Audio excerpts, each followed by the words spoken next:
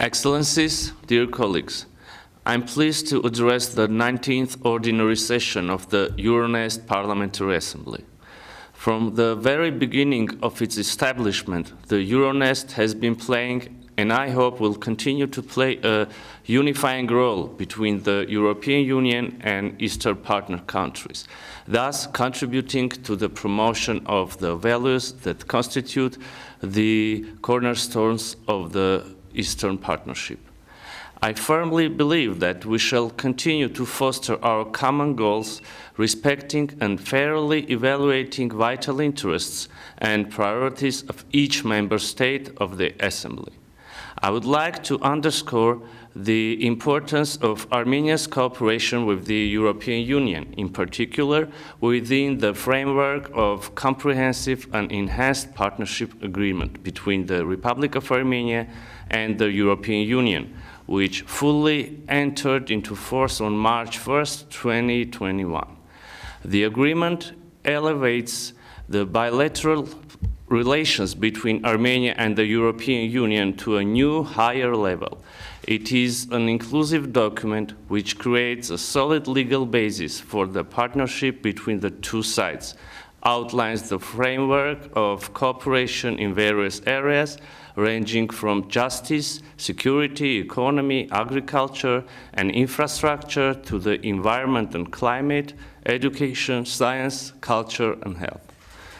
We are confident that the effective implementation of the CEPA will bring tangible results for our citizens through the promotion of democracy, enhancement of the political, economic, and social stability via extensive reforms which will considerably improve the quality of life of our citizens. In this regard, the Parliament of Armenia will bring its crucial contribution not only by supporting the executive bodies in implementing the agreement, but also by playing its oversight role. We have already launched a twinning project together with the Greek and Italian parliaments in order to build institutional capacity for proper oversight of CEPA agenda.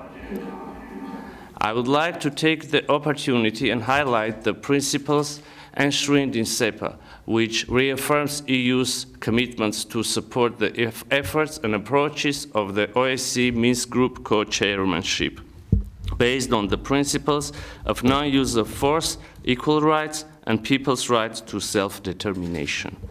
Nevertheless, just 6 months ago, we witnessed a brutal violation of the principle of non-use of force by Azerbaijan. On 27th of September 2020, Azerbaijan unleashed a large-scale military offensive against Artsakh and ultimately Armenia. Despite many facts proving that Azerbaijani aggression against Artsakh, directly supported by Turkey and the latter's affiliated foreign terrorist fighters, had a pre-planned manner, Azerbaijan still cynically blames Armenia in provoking the war, where they demonstrated unprecedented violence and committed massive war crimes. The 44-day aggressive war resulted in huge human losses and immeasurable material damage. Taking the chance, I would like to thank all the members of European parliaments who stood on the side of truth, condemning actions of Azerbaijani side. Consistent and deliberate violations of the November 9th trilateral statement by Azerbaijan continue to seriously undermine a full implementation of the statement and poses new challenges for regional peace and security.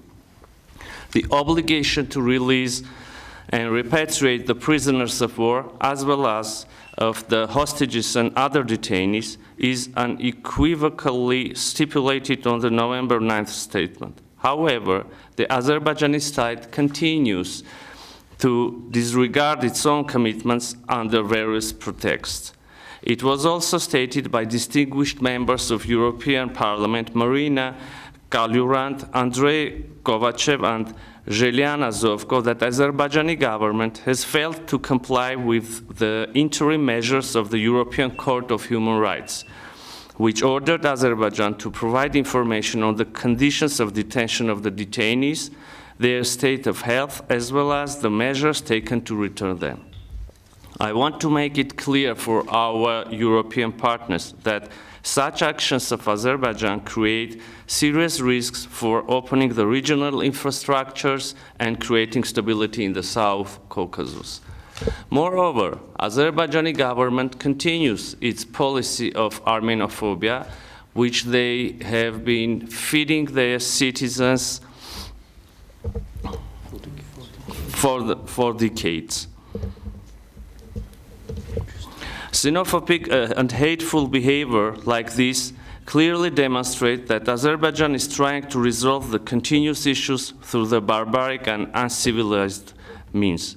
We urge our colleagues to condemn Azerbaijan's unlawful and reprehensible actions. The return of the prisoners of war and other detained persons has to be completed as soon as possible, without any preconditions and artificially created obstacles.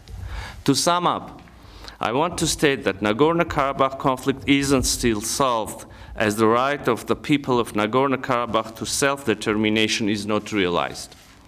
We are confident to continue the negotiations of the peaceful settlement of the conflict under the auspices of Minsk Group co-chairmanship, and call all our international partners to support the works of this format.